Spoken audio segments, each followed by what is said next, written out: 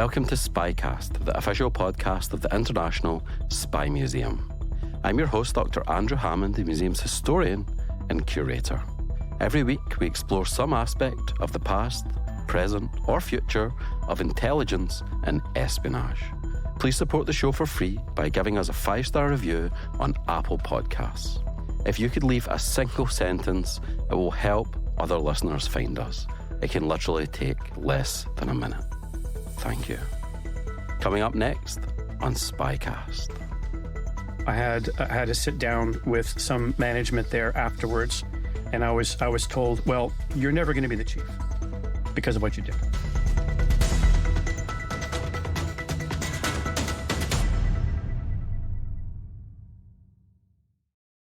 This week's guest is Barry Zulauf, who has worked all over the US intelligence community, from naval intelligence to the DEA, and from the National Intelligence University to the Office of the Director of National Intelligence. As he puts it, I speak COP, Navy, intelligence, and defence. He currently works at the Department of Defence as the Defence Intelligence Officer for counter-narcotics, transnational organised crime, and threat finance. He also has a PhD from the University of Indiana. But if you'd like to find out more about Barry or this episode, go to our webpage at thecyberwire.com/podcast/spycast for extended show notes, links to further resources, and a full transcript. In this episode, Barry and I discuss what is the intelligence community, how American intelligence is organised, the establishment of the Office of the Director of National Intelligence, and the intelligence components of the Drug Enforcement Administration, or DEA. The original podcast on intelligence since 2006, we are SpyCast. Now sit back, relax, and enjoy the show. I'm so pleased to speak to you, Barry. We met last year, and it's always been in the back of my head. I really want to pick your brains about a few things. So thanks for coming into the studio to allow me the opportunity to do so. Well, I appreciate you bringing me here as, historian to historian. This is a great opportunity to talk about all things past. I do need to say before we get started, though, I'm speaking in my personal capacity today as a professor at various places and as the president of IAFI, the International Association for Intelligence Education. I am a senior executive in the intelligence community, but I'm not speaking for the Director of National Intelligence or any organization or the Department of Defense or the Boy Scouts or the Lutheran Church in America or anyone, just me. Okay, that's good to know. I think that you're one of my favourite guests, and we haven't even done the interview because last year you sent out a tweet saying, I've just discovered this superlative podcast called SpyCast. Oh, yeah. So I just want to thank you for that, and I can promise I never paid you off or anything. It's not a paid advertisement. Yeah, I'd have to return it if it was a paid advertisement. Just before we get going, I know that you row every morning on the Potomac River. Mm-hmm. Yeah. Can you tell our listeners just a little bit more about that? One of the things that we try to do on the show is humanise intelligence professionals. Mm-hmm. So tell us a little bit more about that. And did you row here this morning? I did, in fact, this morning at 5 a.m. For local listeners, if you're crossing the Key Bridge between 5 and 6 a.m., you will see us down there. I'm a master's level rower, which doesn't necessarily mean I'm very good. It just means I'm old. Okay. And it's a sport that I got into 12 years ago when my knees started to give out, because it's sort of a low impact sport. And it's a great metaphor for working in an intelligence organization, because you have to know where you're going in the dark sometimes. And what I do is I row in a crew of 8 with a coxswain, and we all have to row exactly the same together for an hour and a half. If anybody makes a mistake, the boat slows down. And I believe, even though I work in my mind, either as a professor or as an intelligence analyst, having a healthy body is important too. I see so many people in my line of work that are physical wrecks because they spend the entire life in the office eating pizza for lunch. Nothing wrong with that, but you have to work the pizza off the other way. In corpora sano, mens sana. I know that you've had various jobs in and around the intelligence community over the years. So I want to explore a few of them, but I wondered, just to begin with, this idea of the intelligence community, can you just, in a couple of sentences, tell our listeners what that is? Well, the intelligence community has a formal definition in law now since the National Security Act of 1947. It specifies specific agencies that have legal authority to carry out espionage or spying, right, against other countries or agents of foreign powers, and to analyze that information, keep it secret, where usually secret, sometimes it's not. We can talk about that later, and provide it in an objective and unbiased manner to decision makers, people like the President of the United States or the Chairman of the Joint Chiefs of Staff. That these agencies are the only ones that have that authority, and they have money set aside specifically to enable them to do that. They have special authorities. Some of them are in the Defense Department, most, in fact, 3/4. And these are organizations that maybe you've heard of, like NSA, National Security Agency. They do signals intelligence. National Geospatial Intelligence Agency. They do geospatial intelligence, imagery. Then some you haven't heard of. For example, there's organizations inside the Justice Department. We'll talk more about this later, but the one that I was most formative in, which was the Drug Enforcement Administration, has its own intelligence community agency. There are 18 of them now, and they range, some of them in the Defense Department, some of them in State Department, some of them in Justice. And they're a community because they all have this mission of pulling together intelligence and supporting decision makers. Community is kind of a misnomer because it implies that we all cooperate 100% on everything that we do, and we don't. We all have departmental responsibilities. I'll do a little history here. There's a similar concept, the Holy Roman Empire of the German nation. There's a historian's joke. It wasn't holy. It usually didn't have Rome as part of it. It wasn't much of an empire. It was more like a confederation, and it was only part of it in Germany. So the intelligence community is similar. We have common responsibilities, but we have differences as well. Mm-hmm. Good old Voltaire. Yes. I think that. Yes, indeed. That was Voltaire's joke. One of his jokes. So it's obviously existed for some time. We've got the CIA in 1947, the FBI, which comes out of even further back, 1908. Yes. So the community has existed. When did it first be thought of as the IC, the intelligence community? Is it when it was written into law, or was there some other moment of creation that we can point to? Well, the first actual mention that I can find of the term intelligence community exists in something called the Hoover Commission. Former President Herbert Hoover was asked in 1955 to look into the structure and function of the government in the United States, and there was a subcommittee that looked at intelligence organizations. And that was the first place that I can find that the phrase intelligence community was used, 1955. It existed without that actual name in law, as you said, in 1947, when the CIA was brought into existence. And there were a handful of other organizations. State Department had intelligence, Navy had intelligence. And since then, it's much bigger, 18 organizations now. And the most recent legislation that specifies all of that was the Intelligence Reform and Terrorism Prevention Act, IRTPA, of 2004, which created the current structure of the intelligence community. It exists in law. I'll just say, the roots of the intelligence community, we'll put that in quotes, in the United States go back to President Washington, actually to General Washington, who he himself led the intelligence capabilities in the Continental Army, personally paid spies, gave them orders, consumed the information that they were able to give.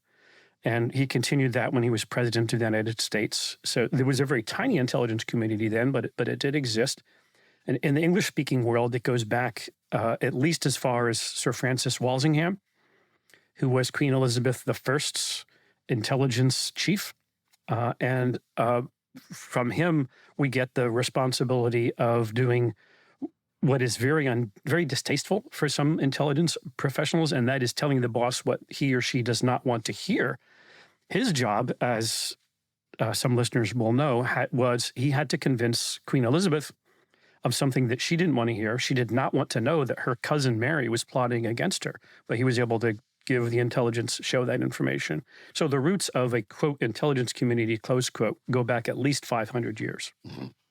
For the listeners as well, so these 18 agencies, so just help them understand how that all fits into the government. So there's a certain amount that are in the Department of Defense. Mm-hmm.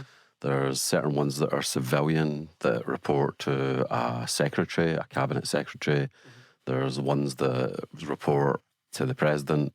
Mm-hmm. Help our listeners understand where all of these agencies go back to. Where do they flow back to in terms of the government? Yeah, this is part of the problem. Why community is maybe too strong a word. More like coalition. Confederation. Yeah. Most of the agencies are inside the Department of Defense, as we've said. And that helps because that's very clear. Their responsibility is providing intelligence to the military leaders of the United States. They are mostly military organizations, although not entirely. Some civilians work in them. They have a military chain of command. Their responsibility is to provide, the term is combat support, intelligence to military entities. And that's all the armed services have their own intelligence organizations. The newest one is now Space Force. I thought that they were going to call it, like Starfleet Intelligence, but they didn't. They ended up calling it Space Force Intelligence. So that's the vast bulk of the intelligence organizations. Then there are what we'll call departmental organizations. That's in places like Treasury Department, for example, is responsible for dealing with monetary policy inside the United States. It's a regulatory agency, and there's a very small office, a few hundred people, Treasury Office of Intelligence Analysis. Right? And so Treasury has one like that. State Department has one like that. There's two inside the Department of Justice, DEA, I mentioned. FBI is the other one. Those organizations are amphibians, let's call it that way. They have a departmental role to serve the secretary, or in the Justice Department, the attorney general, and also they respond to the rest of the intelligence community. And I'll get back to the top leadership in just a second.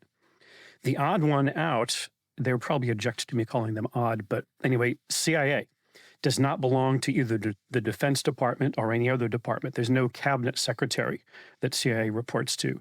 They report by law, especially for clandestine operations, to the President of the United States directly.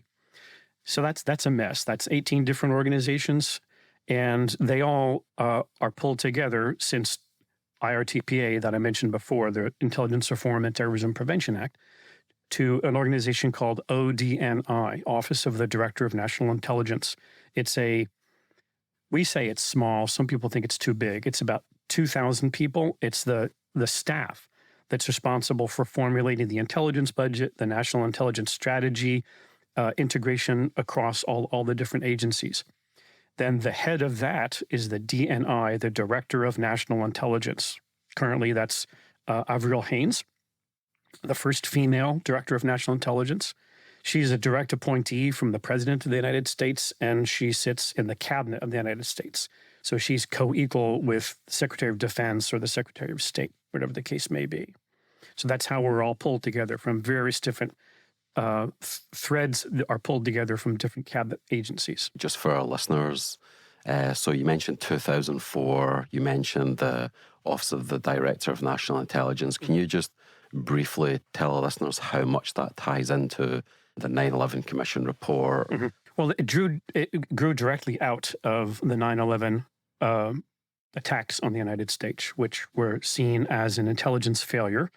The failure of the intelligence community, remember, quote, intelligence community, close quote, to be able to pull together all the different bits and pieces of intelligence that we might have had leading up to 9/11 and potentially the ability to prevent 9/11 attacks from happening. That's another argument we can have, whether it was actually preventable or not. But there was a blue ribbon commission called together to examine that problem and see what could be done to fix it. Sort of parallel to that, shortly thereafter, there was another commission, the Iraq WMD Commission. WMD is Weapons of Mass Destruction. As listeners may remember, when the United States and allies went to war in Iraq, a big part of the excuse for that was we thought that there were weapons of mass destruction in Iraq. And that was based on intelligence that was provided to the government and also shown to the Congress, who voted to support the war, and shown to the United Nations in a very visible presentation by Secretary Powell, where he laid the intelligence information out. Very, very similar to what was done by then UN Ambassador Stevenson in 1962, laying out the case for the Cuban Missile Crisis, showing the images of the missiles. Clear that the architecture of the room and the sort of choreography was very similar. Clearly, they were trying for that same sort of effort. Trouble was, the intelligence information about weapons of mass destruction in Iraq was not nearly as firm as it would have liked to have been. There was a mistake there in being able to specify what the sources were, how reliable they were, how many sources we were. So for those two reasons, those two commissions, the 9/11 Commission looking into the failure to predict 9/11 and the WMD Commission not getting the intelligence right on weapons of mass destruction in Iraq or lack thereof, each one of those said we need to have, over and above the Director of Central Intelligence, who since 1947 was both the head of CIA and the leader of the intelligence community, we need to separate those jobs, leave CIA to be CIA, and have a separate person whose responsibility is just bringing the intelligence community together. It was too much of a job for one man. John McLaughlin, former director of Central Intelligence, in the 2004 acting director of Central Intelligence in the 2004 timeframe, a fraternity brother of mine, by the way. He told me once, Barry, I spend 50% of my time briefing the President of the United States. I spend the other 50% of my time running CIA, and I spend the other 50% of my time leading the intelligence community. It's just too big a job for one person. So that was separated. That's why there's a director of national intelligence whose job is to lead the whole community and let CIA manage human intelligence, clandestine operations, and all-source intelligence analysis. And the DNI now has the responsibility for pulling everything together and reporting directly to the president.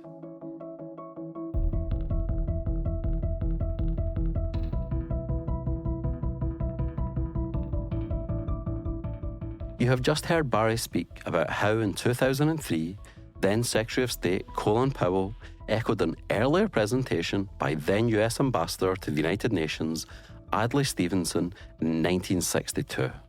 Stevenson, a two-time presidential candidate, said to the Soviet ambassador, Valerian Zorin, "I want to say to you, Mr. Zorin, that I do not have your talent for obfuscation, for distortion, for confusing language, and for double talk. And I must confess to you that I am glad that I do not. Well, let me say something to you, Mr. Ambassador. We do have the evidence. We have it, and it is clear, and it is incontrovertible. And let me say something else. Those weapons must be taken out of Cuba." Stevenson was, of course, referring to what would become known as the Cuban Missile Crisis, the attempt by the Soviet Union to place nuclear weapons on the island of Cuba. Stevenson went on, "All right, sir, let me ask you one simple question. Do you, Ambassador Zorin, deny that the USSR has placed and is placing medium and intermediate range missiles and sites in Cuba? Yes or no? Don't wait for the translation, yes or no." Zorin replied, "This is not a court of law. I do not need to provide a yes or no answer." Stevenson followed up, "I want to know if I understood you correctly. I am prepared to wait for my answer until hell freezes over, if that's your decision. And I am also prepared to present the evidence in this room." Stevenson then went on to present a series of photographs proving that the Soviets were indeed intending to place offensive weapons on the island of Cuba. We shall pick up this thread in the second interlude.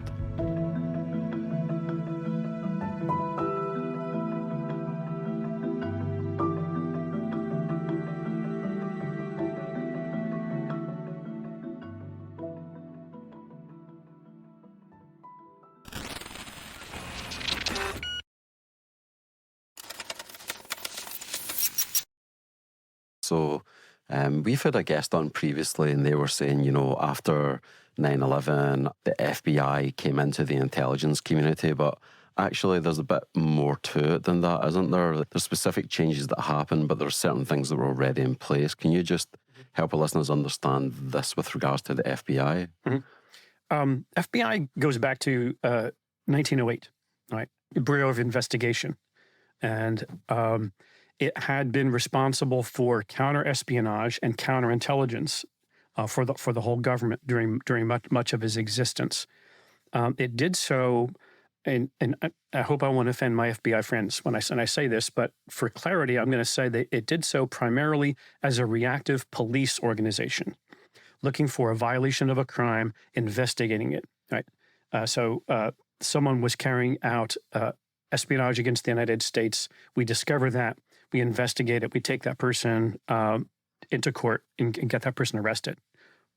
Reactive, right? One of the other things that came out of 9/11, was this mentioned in the WMD Commission report? No, this is just a 9/11, was FBI needs to modify itself from being just and again, apologies, reactive police organization to a proactive intelligence organization, to do more to look toward the future, to try and identify threats, counterintelligence threats, or since 9/11 in particular, counterterrorism threats before they happen. And that required something of a cultural and a massive organizational and a considerable cultural change on the part of FBI to create an intelligence service. They had an intelligence branch inside FBI from the beginning, but their responsibility was supporting law enforcement investigations primarily, and including counter-espionage and counterterrorism investigations. They had to learn from the rest of us in the intelligence community more specific ways to be proactive, forward-leaning, sharing information better, do some forecasting, which they really weren't used to doing. Then they established, it went by various names, the National Security Branch, Intelligence Branch, it changes, and gathered leadership and training and help and education from the rest of us. In the immediate 9/11 period, only that intelligence branch, whatever it was called, was inside the intelligence community, and it was a small part of FBI. My understanding is now that FBI considers all of itself to be inside the intelligence community, at least in terms of its mission. All the money, that's another way of thinking. We didn't talk about money, but we talked about organizations. If I can go back for a second, some organizations like CIA get all of their money from the intelligence budget, and it's all classified. It's passed by the intelligence authorization committees. Other organizations like DEA gets most of its money from the regular Justice Department unclassified appropriations. The tiny bit that's inside the intelligence community, that's classified money. So as far as I know, the FBI, their intelligence branch, that's the only part that's funded by intelligence money. The rest of it is ordinary Justice Department money. But my understanding is they consider themselves in toto now to be part of the intelligence community. And when you mentioned cultural change there, culture is always a very difficult thing to change. So I'd be interested to hear more about your role in bringing the DEA into the intelligence community. So maybe we could go into that to give us an example of how this type of thing happens. So I believe that it became the 16th member. What was it previously? Is it similar to the FBI that you just spoke about in the sense that, of course, it always utilised intelligence for law enforcement purposes, but it was mainly preventative. Now it's more proactive. Yeah. Help us understand why it was brought in, how it was brought in, and all of the mechanics and logistics of this. Mm-hmm. Any law enforcement organization, whether it's the sheriff's department on a local basis or a federal law enforcement organization, to be successful has to rely on intelligence. You have to figure out where the bad guys are, I mean, at minimum. And it could be a small intelligence capability or it can be a large one, right? Depending on the size and the focus.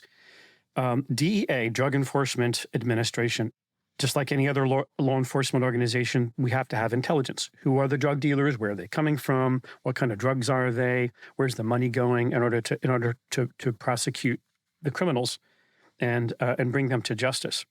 That's the issue. For law enforcement, all the focus, and including DEA's focus, is we want to put drug dealers behind bars.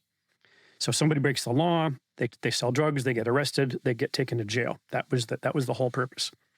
Now, I came to DEA in 1996 from Naval Intelligence, and they brought me over because they wanted someone, DEA, they wanted someone who could speak to the intelligence committees in the Congress about intelligence issues, which is what I did. So I talked to members of Congress and staff about the information that DEA was able to bring to the fore. And we used information to prosecute drug dealers, but we also found information, by the way, we weren't looking for it, but by the way, where drug money was going to support terrorist organizations, or where individual terrorists would own shipments of drugs. Osama bin Laden himself owned some shipments of drugs coming out of Afghanistan to the West. And we knew from an intelligence perspective that there was a significant overlap between drug law enforcement and terrorism. But it wasn't DEA's responsibility. It wasn't our mission. DEA at that time wasn't part of the intelligence community, just wanted to be a law enforcement organization. So I was trying to proselytize about that for a while, and no one wanted to do anything about it. The incident, the beginning of what led to DEA coming into the intelligence community was on September 12th, 2001. Listeners may remember that telephone service was down for quite some time in the Washington, D.C. area. My cell phone surprisingly rang on the morning of September 12th. And somehow, this was the general counsel and the chairman of HIPSI, House Intelligence Permanent Select Committee on Intelligence, somehow were able to get a call through to me. And they said, well, okay, we need to do something about what you've been telling us about drugs being used to fund terrorism. Yeah, I think you're right. And it's time to push now to get DEA into the intelligence community. And I agree. I mean, that was the right thing to do. So that was September 12th, 2001. You mentioned cultural change. Nobody wanted to do that in DEA. The special agents didn't want to do it. They want to put people in jail. General counsel didn't want to do it because we had the legal authority to do it. The CFO didn't want to do it because it would complicate his mission of being able to just get a single stream of funding. The facilities people didn't want to do it because they knew they would have to build a secure facility inside DEA. Everyone came up with all kinds of objections to why we shouldn't do this. That's why it took from September 12th, 2001 until February of 2006 to get it done, because we had to overcome all of these cultural objections. By the time 2006 came around, we were the 16th, and at that time, the smallest organization inside the intelligence community. I was the first chief, acting chief, and they used to call me Mr. 12 because we had $12 million. That's an unclassified number, which is a tiny amount of money for the intelligence budget. That's all we were. Wow. So, let me back up for 1 second. So who was the chairman on September the 12th, 2001 that phoned you? Porter Goss. Porter Goss, okay. He became the head of just CIA, the director of CIA. This is after the creation of DNI. So he was not a DCI. He's the very first who's not DCI, who's just director of the CIA. Right. Yeah. Yeah. Yeah, wow. And tell us a little bit more about your current position. So Defense Intelligence Officer for Counter-Narcotics, Transnational Organised Crime and Threat Finance. Help our listeners understand that, but the first part is Defense Intelligence Officer. Yeah, what does that job entail? Who do you report? Again, I'm speaking my personal capacity. For sure.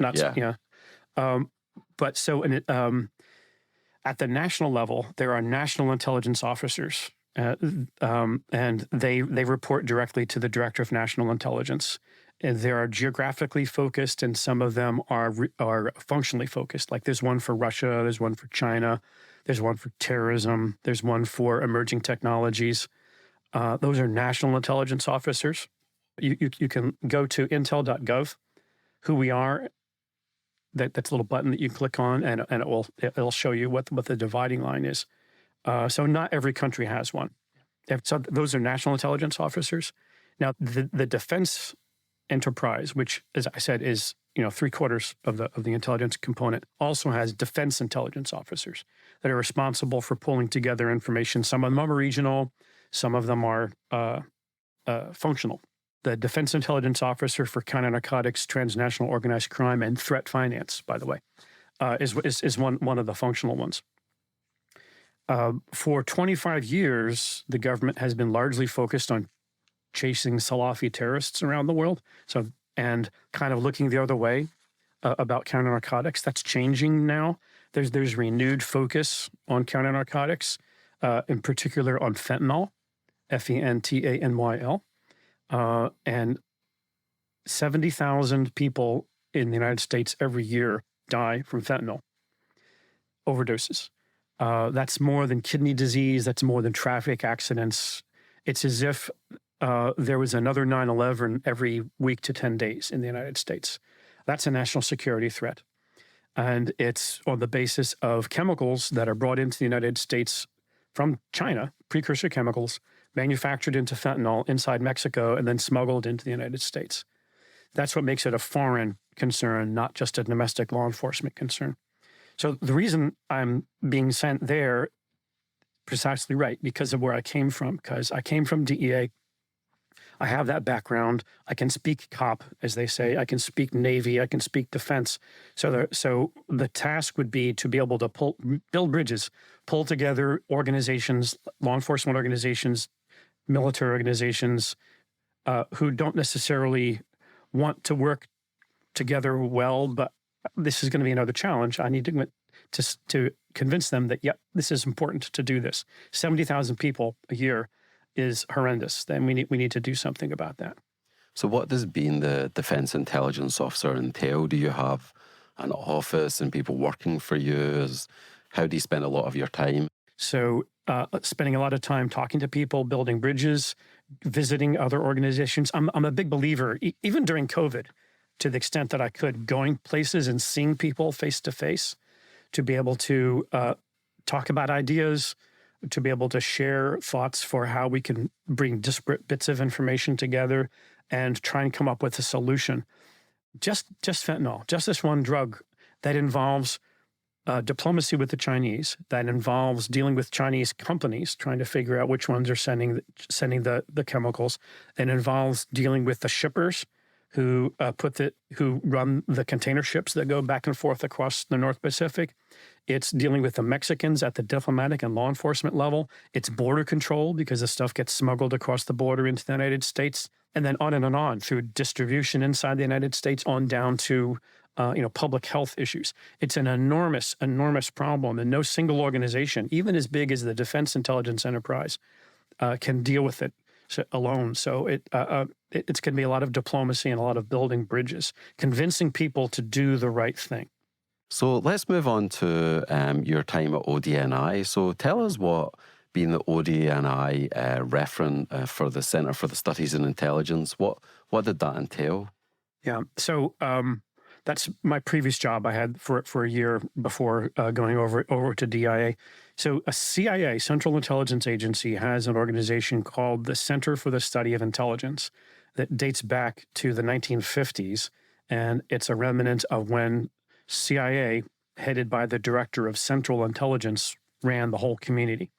So it's a think tank that does lessons learned. It looks at future trends. There's an oral history program, and there's a sort of a written history program, and also the museum. CIA has an excellent museum.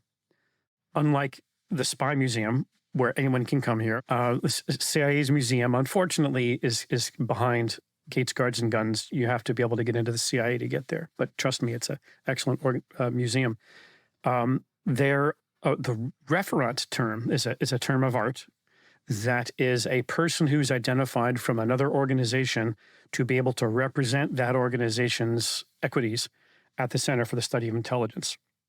Most of those, in fact, all of those, other than yours truly, are from various parts of CIA. There have been from time to time people coming from other agencies. So the purpose for that is, all right, so here's a question about intelligence in Africa. There's a referent from the Africa Center in CIA. So that person would be responsible for going to the organization, trying to find the people responsible, pulling together the information, writing it up, and being able to take that forward. My role for the past year has been as the OD&I referent. So anything that has to do with OD&I leadership of the intelligence community, intelligence integration, pulling to those sorts of issues, the things I've been talking about, the person that does that. So a better explanation would be I'm the OD&I historian. Term of art is referent. So some of the things I get to do, I get to meet all the incoming employees, and I get a whole 45 minutes with them to be able to talk, 400 years of intelligence history in 45 minutes, to give them a sense of why the organization looks the way it does, where we came from, explain the legislation that underlies OD&I, give them a brief walk through the museum. So this is everybody that joins the CIA or everybody that goes to the OD&I? OD&I. Okay. Yeah. Most, if not all, organizations have a similar function for themselves. I don't think they all have a historian briefing them, though. CIA does. I know because I watched them. I watched them do their onboarding is what they call it. I'm a professional historian, and I find that Americans are among the most ahistorical people in the world. We either actively do not care about history, where we came from, or if we know a little bit about it, it's often wrong. And that's a terrible problem. I think that leads to a lot of mistakes that we make, where we don't know our history, we can't learn from our history, and then we're doomed. George Santayana, the famous quotation, right? If you don't know your history, you're doomed to repeat it. I would amend Santayana's quote: "If you don't know your history well, you're doomed to repeat it." I've often seen people draw inappropriate historical parallels. So I'm trying to fix that a little bit by identifying where we've come from as an organization.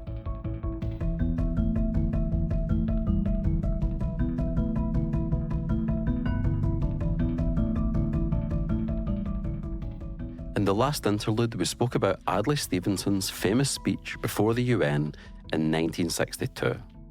Fast forward 40-odd years, and Colin Powell would address the UN in the run-up to the US invasion of Iraq in March 2003. My colleagues, every statement I make today is backed up by sources, solid sources. These are not assertions.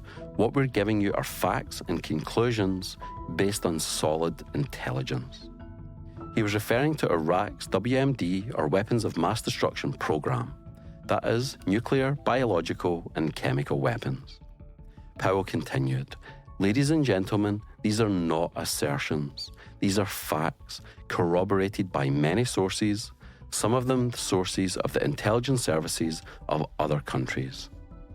Secretary Powell was probably the most trusted member of the George W. Bush administration globally, so the fact that he put his reputation on the line to provide a rationale for the war convinced many people. There were, in fact, however, no weapons of mass destruction as he had claimed. An interesting postscript to these two interludes is that in 1962, Ambassador Zorin was in the dark. He hadn't been kept in the loop with regards to offensive missiles in Cuba. The year before, meanwhile, in 1961, what is often forgotten is that Adlai Stevenson again went before the United Nations, but this time to state that the US had, in fact, no involvement in the Bay of Pigs invasion of Cuba that year. But in fact, it had. Later that day, he would state to a friend, "I did not tell the whole truth. I did not know the whole truth." And he worried that my credibility has been compromised. Powell, meanwhile, had wanted to vet the intelligence for his speech himself. This leads to many other questions which we don't have time to go into within the scope of these two interludes.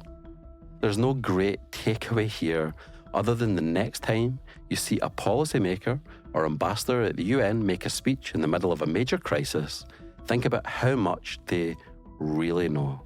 And think of Zoran, Stevenson, and Powell.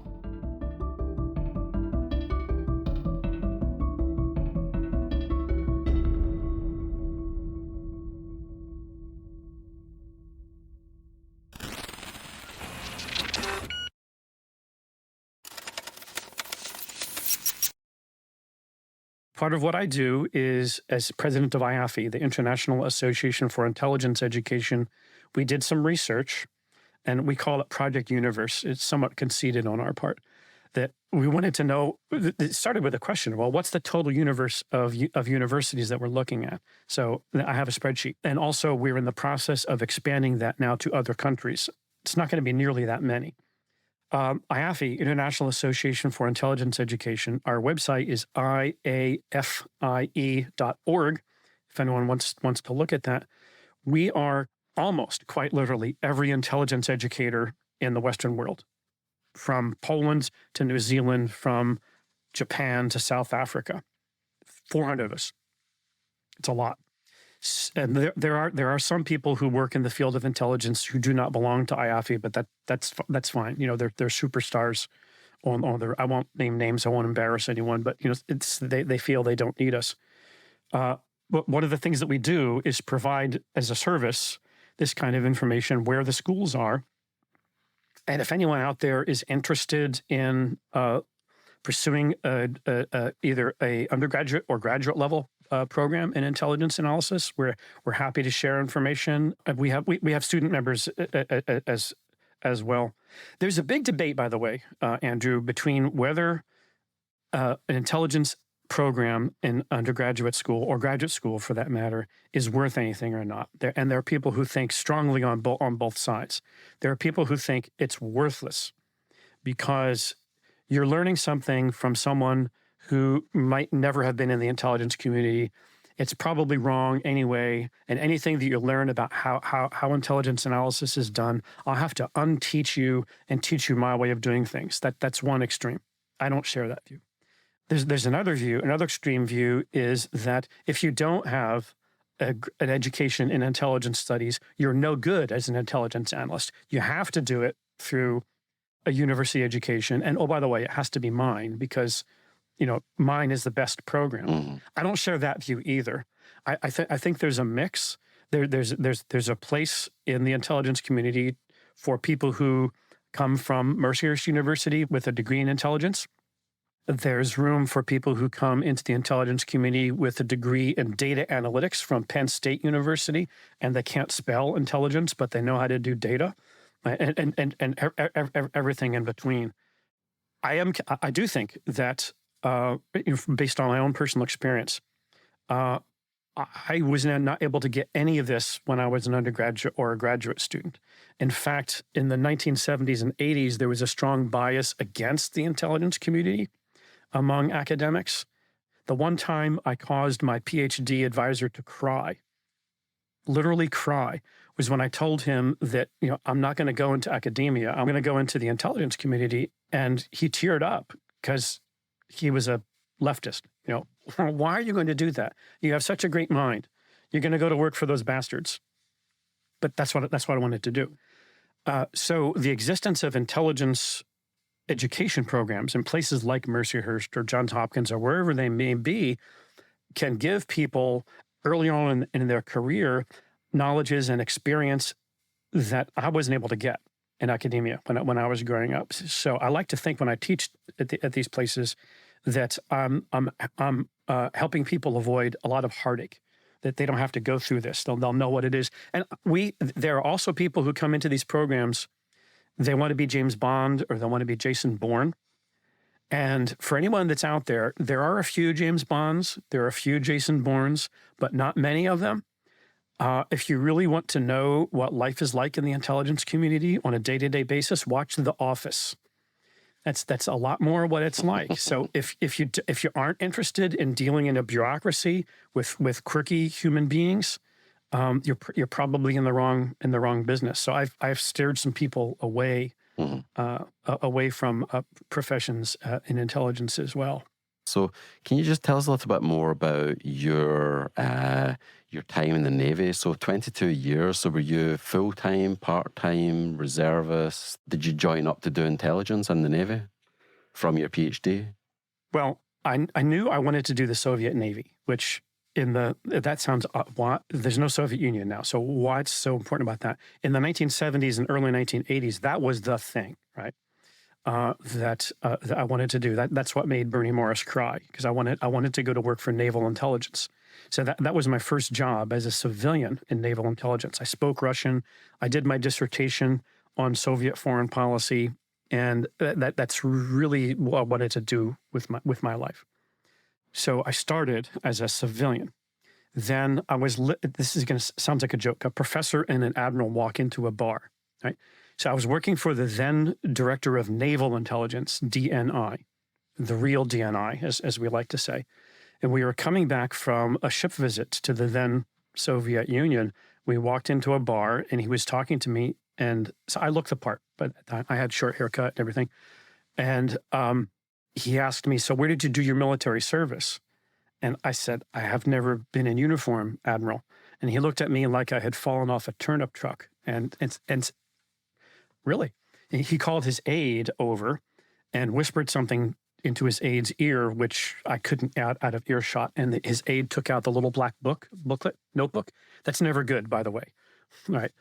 And so when I got back to my office, there was an order on my desk. You will report to Naval Processing Center, Baltimore, Military Entrance Processing Center, Baltimore, and got a commission as a reserve officer in the Navy, part-time, right? Which was absolutely fantastic, because I was a civilian working for naval intelligence. Now, part-time, weekends and 2 weeks in the summer, I'm going to be in the Navy. My naval intelligence bosses thought this was fantastic, because he's going to learn what the Navy actually is. The Navy bosses thought it was fantastic because they've got somebody, a strategic asset, who's on the admiral's staff. Everybody's happy.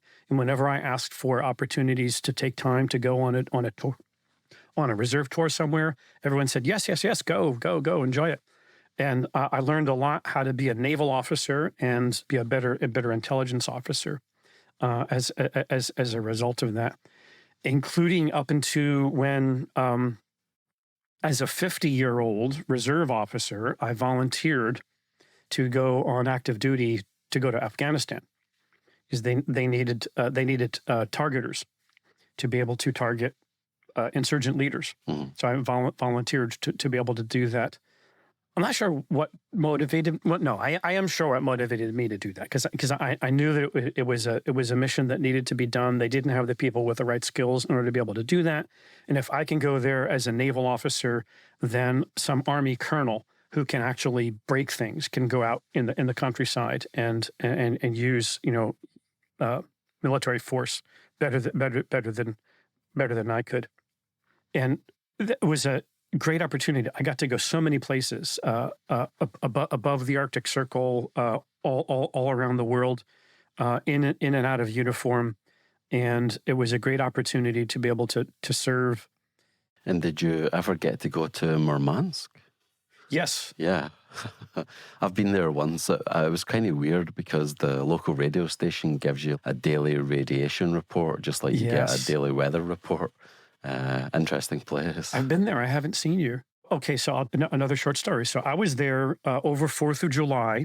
The Soviet Union was still in existence. It hadn't quite fallen apart yet. So we were there on 4th of July, and the Northern Fleet decided they were going to have a barbecue for us, Americans, and it was going to be on it was on the Kirov, which we discovered was no longer able to operate at the time. It couldn't operate because the propellers, the screws, had been sent back to the machine shop for repair, and some criminal elements had taken them, melted them down for scrap metal, and sold the screws. So Kirov was not able to move, so we had to go out there. They were hosting us for a barbecue, 4th of July, at midnight. Now, it's above the Arctic Circle, so the sun is still shining, the midnight sun, 4th of July, it's snowing. They're giving us a proper American cookout with hot dogs and hamburgers on the deck of a Soviet missile cruiser. And the Northern Fleet Band is playing God Bless America at the same time. What a study in contrasts. Wow. Well, that must have been quite an experience. That was fun. And just as a final question, is there anything that you would like to pass on to our listeners? Was it 37 years in intelligence now? 37 years. So is there anything that you would pass on to them, or any words of wisdom from 37 years in the intelligence business? Yes. So intelligence gets a bad rap these days, I think, and is somewhat deserved, somewhat undeserved. We get accused of somehow being un-American, or that we're undermining civil liberties or something like that. And it's really not deserved. Intelligence exists as a great function of state in the West. We're the only great function of state that only exists for the reason to tell bad news to the boss, or to tell the boss something that he or she doesn't want to hear. Everybody else is inherently political. They want that Navy goes to see the President of the United States, they want another aircraft carrier, or everybody wants something. Now, we do have opportunities when we go to our congressional committees, as you mentioned. We want money, right? We want our budget. But every other time when we're giving substantive intelligence, we don't want something. We don't have an agenda. We exist for the purpose of providing objective and unbiased intelligence on the basis of the best information that we can come up with, on the basis of analysis and forecasting to the best of our ability, given our training. And no matter what that is, to give it to the decision maker, even if it's not what they don't want to hear. Even if it's, well, sir, your favorite program is not going to turn out the way you think it's going to turn out. And these are the reasons why. And that's a vital function to keep our republic operating. Somebody has to be able to do that, to tell decision makers what they don't want to hear. And if the intelligence community doesn't do it, nobody else is going to. Everybody else is either avowedly partisan, I mean Republican, Democrat partisan, or biased in some way, plus or minus whatever their institutional requirement is. And it's an honorable profession. I'll leave you with a last thought. I have 3 kids. They're all in their 20s now. And I remember them asking me, when they'd see me put on my uniform and go to work on a weekend, they asked me, Daddy, are you a good guy or a bad guy? And I've always been able to tell them I'm a good guy. So that's what I would want to leave listeners with. Well, thanks ever so much for your time and for passing on your expertise and experiences in the field. Thank you. Well, thank you, Andrew. It's been a lot of fun, and thanks to everybody for hanging out with me.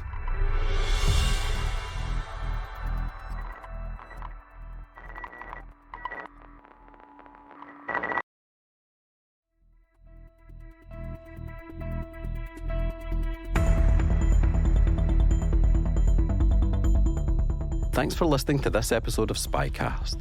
Please follow us on Apple, Spotify, or wherever you get your podcasts. If you have feedback, you can reach us by email at spycast@spymuseum.org or on Twitter @INTL_SpyCast. If you go to our page at thecyberwire.com/podcast/SpyCast, you can find links to further resources, detailed show notes, and full transcripts. I'm your host, Andrew Hammond, and my podcast content partner is Erin Dietrich. The rest of the team involved in the show is Mike Mincy, Memphis Vaughan III, Emily Coletta, Afu Anokwa, Emily Renz, Elliot Peltzman, Trey Hester, and Jen Ivan.